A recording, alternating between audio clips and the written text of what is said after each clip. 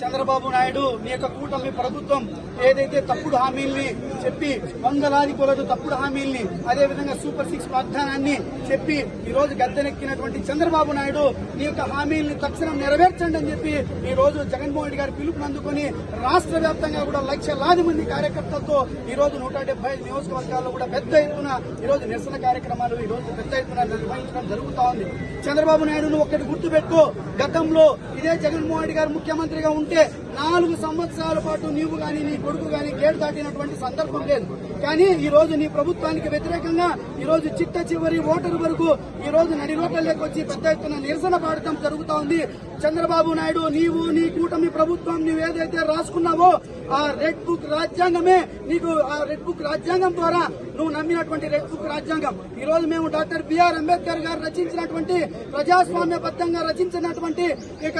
భారత రాజ్యాంగాన్ని నమ్ముకుని మేము ప్రజాస్వామ్యబద్దంగా మేము ఏదైతే కార్యక్రమాలకు పిలిపించినామో ఈ యొక్క కార్యక్రమాలతోనే నిన్ను నీ తెలుగుదేశం పార్టీని నీ కూటమి ప్రభుత్వానికి చరమగీతం పాడబోతున్నాం భవిష్యత్తులో అని చెప్పి ఈ సందర్భంగా